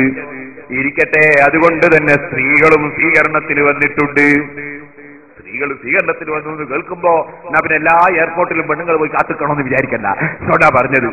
ചിലർക്ക് പെണ്ണുങ്ങൾ എല്ലാ സ്ഥലത്തും വേണം, എന്നാലേ ശരിയാവുള്ളൂ. ഇന്ന് രാവിലെ ഒരാൾ വിളിച്ച് എന്റെ സ്നേഹിത മുഹമ്മദ് ഹാജിനോട് ചോദിക്കാണ്, അല്ല സ്ത്രീകൾക്ക് സൗകര്യമുണ്ടോ അവിടെ പ്രസംഗം കേൾക്കാൻ? ഉണ്ട്. എന്നാ പിന്നെ സ്ത്രീകൾക്ക് അവിടെ നിസ്കരിക്കാനും സൗകര്യമുണ്ടോ? മുഹമ്മദ് ഹാജി പറഞ്ഞു, മഗ്‌രിബ് നിസ്കരിച്ച് വന്നാൽ മതി, ഇശാ തിരിച്ചു പോയിട്ട് നിസ്കരിച്ചാൽ മതി.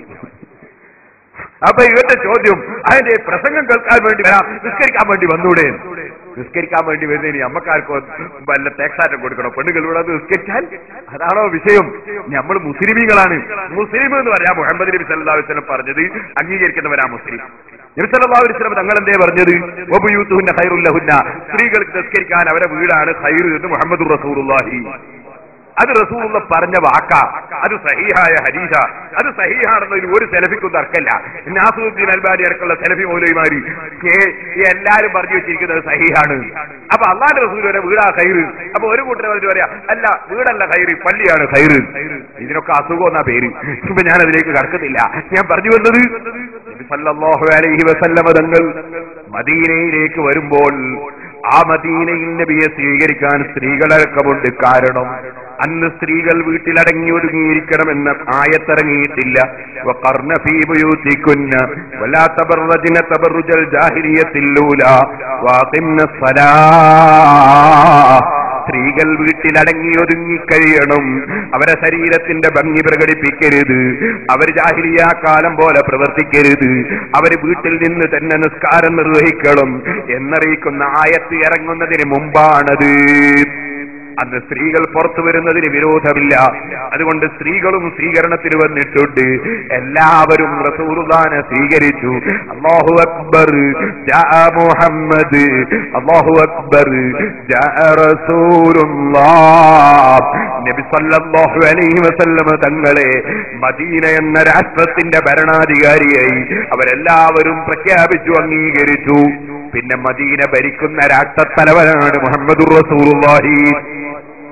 ആ മുഹമ്മദ് നബി സല്ലല്ലാഹു അലൈഹി വസല്ലം തങ്ങളുടെ മദീന എന്ന രാഷ്ട്രത്തിൽ മുസ്ലിങ്ങൾ മാത്രമല്ല, യഹൂദികൾ ജീവിക്കുന്നുണ്ട്, ക്രിസ്ത്യാനികൾ ജീവിക്കുന്നുണ്ട്, അതുപോലെ പലരും ജീവിക്കുന്നുണ്ട്. അവരാ രാജ്യത്തിന് ടാക്സ് അടക്കുന്നുണ്ട്. അവർക്ക് പ്രശ്നങ്ങളില്ല. അവർക്ക് പൂർണ്ണമായ സംരക്ഷണം അല്ലാഹുവിന്റെ റസൂലിന്റെ ഇസ്ലാമിക ഭരണം നൽകുന്നുണ്ട്. അവരുമായി സൗഹാർദ്ദത്തിൽ വർദ്ധിക്കുന്നുണ്ട്. അവര് ക്ഷണിച്ച ഭക്ഷണം കഴിക്കാൻ നബി സല്ലല്ലാഹു അലൈഹി വസല്ലം പോയിട്ടുണ്ട്. അവര് ക്ഷണിച്ച ഭക്ഷണം കഴിക്കാൻ അല്ലാഹുവിന്റെ റസൂൽ പോയിട്ടുണ്ട്. പക്ഷേ യഹൂദികൾ ആ ഭക്ഷണത്തിൽ വിഷം ചേർത്ത് കൊടുത്തിട്ടുണ്ട്. സുബ്ഹാനല്ലാഹ്, വിഷം ചേർത്ത് റസൂലുള്ളാഹിക്ക് കൊടുത്തിട്ടുണ്ട്. പക്ഷേ മുഹമ്മദ് നബി സാധാരണ മനുഷ്യനല്ലല്ലോ. അതുകൊണ്ട് തന്നെ ഭക്ഷണം തൊള്ളയിലിട്ട് ചവക്കുമ്പോ അവിടുന്ന് പറഞ്ഞു, ഈ ഭക്ഷണം എന്നോട് പറയുന്നു ഇതിന് വിഷം ചേർത്തിട്ടുണ്ടെന്ന്. യഹൂദികളെ വിളിച്ചു, നിങ്ങൾ ഇതിന് വിഷം ചേർത്തിട്ടുണ്ടോ? അപ്പൊ ഉണ്ടെന്ന് പറഞ്ഞു, അതെ ഞങ്ങൾ വിഷം ചേർത്തിട്ടുണ്ട്. അതെന്തിനാ ചേർത്തത്? അത് നിങ്ങൾ സത്യം പറയുന്ന നബിയാണെങ്കിൽ നിങ്ങൾക്ക് മനസ്സിലാവുമല്ലോ. നിങ്ങൾ സത്യം പറയാത്ത ആളെങ്കിൽ ഇതോടുകൂടി തന്നെ കഥ കഴിഞ്ഞാൽ നമ്മളെ പ്രശ്നം തീർന്നല്ലോ.